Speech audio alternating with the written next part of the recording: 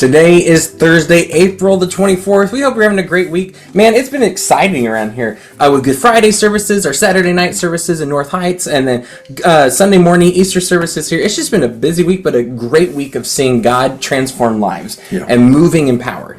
I just want to dive in today because I know that it's also getting that busy season of the last kids things, last this. And so if you're listening to this, you probably feel the crunch of the last season of things. So here's the two questions I have. One is actually from your sermon. And the other one is just something I had a question of because I had a couple people ask me this, and so I was just curious, and I thought we should share it with people. So the first question is this. Adam, we celebrated the resurrection this weekend. You talked about the death, burial, and resurrection of Jesus a little bit. Reagan talked about it a little bit over this weekend too, but we really didn't spend the entire sermon being a traditional Easter resurrection sermon. And why is that? Why did we talk about something else? Well, it's because, and this question has been asked just about every year for the past several years, because this has become our new, our method, or our, the way to do things. We talk about the resurrection every time we gather, every weekend. Every single weekend, you're going to hear at our church, you're going to hear spoken like this, and then in a variety of other ways, you're going to hear that God made everything perfect. He made people in His image. Sin broke that. We ran from God, created separation from God. We ended up in a broken world. We could not fix it on our own. Could not do it. Tried, failed miserably. Every time we fail, we're back in more brokenness than we were in the first place. The only solution is that God so loved the earth, you and me, all of us, even you, all right, that He sent His Son from heaven to earth to die on a cross, to be buried in a tomb, and to resurrect again. And it's the power of the resurrection that gives us hope, that gives us life, that gives us eternity, and a reward with the Father in His presence in heaven forever and ever. That resurrection is everything. And so every time we gather, we talk about that. We hear that every single time. And because we talk about it every week we gather, we just talk about it every week, including Easter. And so on Easter, there will be times that we might line up in the Gospels with the end of a Gospel when Jesus is coming back to life again. The resurrection happens, and the women are at the tomb, and the angel appears, or he shows up to Peter, or these things happen. But oftentimes what we do is we just preach what we've been preaching because we're going to talk about the resurrection. You heard it on this weekend if you were with us. Another reason is there are folks, and we love them all, I love all of them, that they come to church like once a year or twice a year. And if they come at Christmas and Easter, if you do that, maybe you're one of these people that come Christmas and Easter, then you might just hear Jesus was born and put in a manger, Jesus rose from the dead. And you never hear anything else. And so we want to make sure that when we're planning out our Easter gatherings or our Christmas gatherings, that we're just talking about Jesus like we always do. The birth, the death, the resurrection, it's all in there all the time, woven throughout everything, because we start with Jesus in the end, and Jesus in the middle, all the way through there. And that gives people that come every weekend or only twice a year, it gives them a fuller picture of who Jesus is. Yes. So that's an awesome thing, and I want to make sure you knew that as we gather together and stuff, that we always talk about the death, burial, and resurrection of Jesus, because the resurrection changes everything in history. It changes everything for everybody, so we're always going to talk about it. Second thing I wanted to ask is actually a question about your sermon this last weekend, because we talked about Jesus feeding the 5,000, and so you took the 5 loaves and 2 fish, and you kept talking about that He's a Lord who provides. He's a King who provides, a God who is in there in our midst. And I think all of us struggle with trusting the provision of God. Yeah. And so, what do we do if we're struggling? Because we see throughout Scripture that God shows up, God multiplied things, God this, God this, God this. But sometimes it doesn't feel like 2025. God shows up that way. I'm still behind on bills. I still can barely pay my mortgage. I can still barely afford rent and inflation and this and whatever. How do I trust that God is still a God who provides in the middle of that? Yeah. Well, I think it's because we read the Bible, and you and I are at fault in this too, because we're right in this culture. We read the Bible like 21st century Americans, and we almost look at the Bible as unintentional. You don't intend this, I don't intend this, but we almost look at it like it's a story, a fairy tale, a good defeats evil story. We read to our kids and we do these things, and we even talk about the Bible, right? Like there's a story in the Old Testament where God flooded the earth and rescued it through a man named Noah and his wife and their sons and wives through an ark. Or there's a story in the Bible where the people marched around a city and they blew horns and the walls fell down. Or there's a story in the Bible where God showed up like a pillar of fire and a pillar of cloud and they followed into the wilderness. We talk about it in stories. And we read it as though it's a fairy tale, right? And if it's a fairy tale, then it's maybe not a real thing.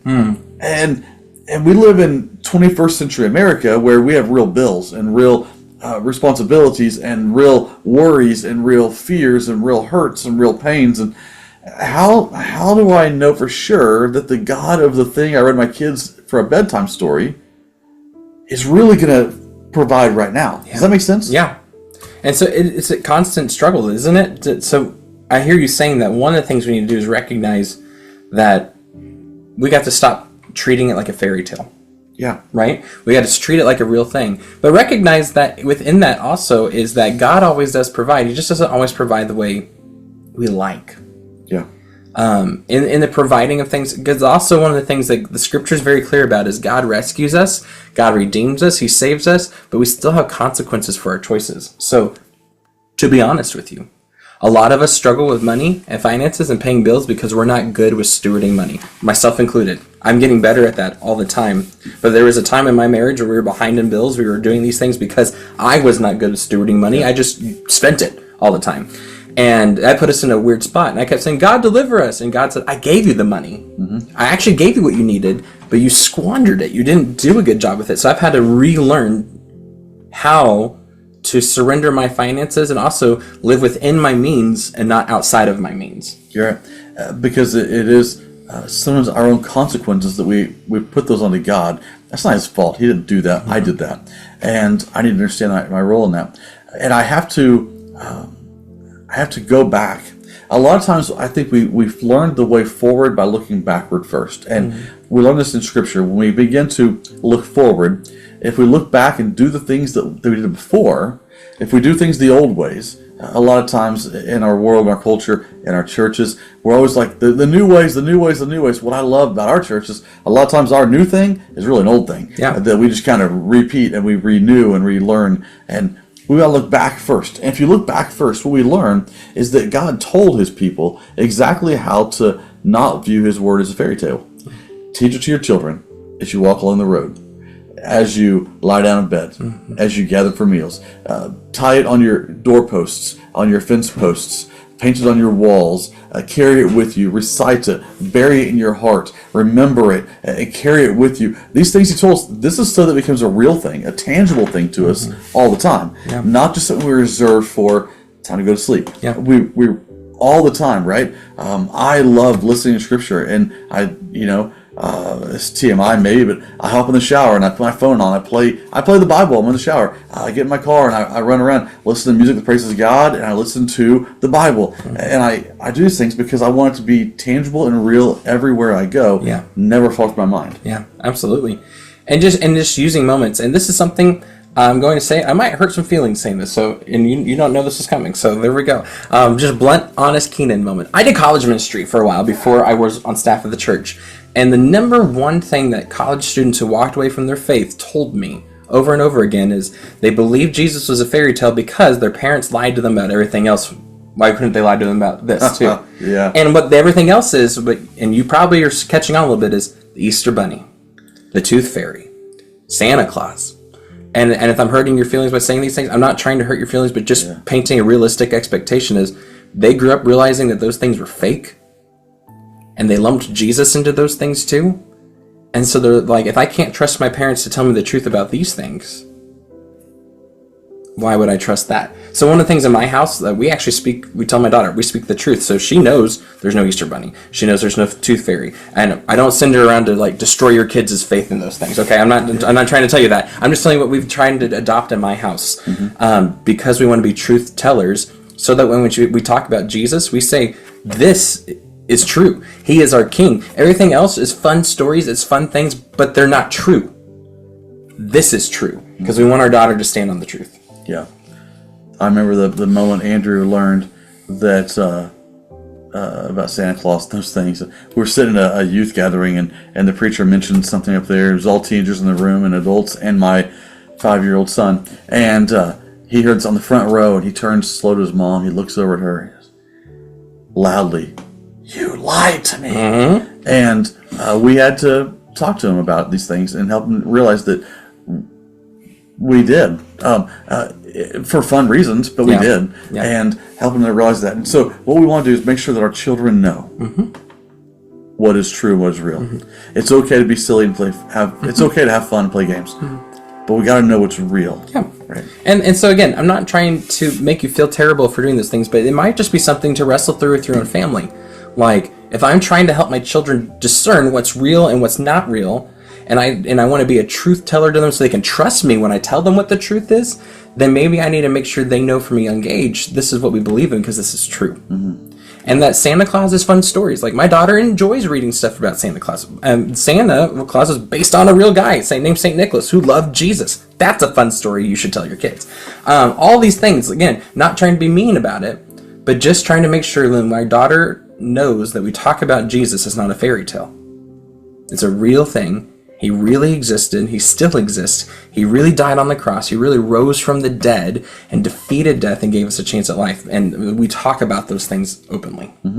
So maybe those are some things you practice. Again, not trying to tell you you're a bad parent. So if you walk away saying, "Keenan told me I'm a bad parent," that was not my heart in this. Just to give you an example, though, of some ways to discern and to get back to the truth in your own family. So that way we can learn to trust God. That He is faithful. He does provide. And from an early age, we can instill those things in our children so they can instill them to your grandchildren someday and your great-grandchildren someday as well. I invite you to join us this weekend. We're continuing in our Dinner with Jesus series. I mean, I just love sitting around the table thinking about these meals Jesus had with people. We'll meet at Saturday night at our North Heights campus at 6 o'clock. You're invited to that in Joplin. Or you can join us at 8 o'clock, 9:30, and 11 in our Carl Junction campus every Sunday morning. But you should make sure you gather. Join with what God's doing in His family, and also bring somebody with you. If you're joining us online, we'd love for you to be there too, but bring somebody with you. Have them see the truth of God firsthand and what He's doing, not only in your life, but in the lives of people around you as well. Church, until we see each other again, you are sent. Have a great day.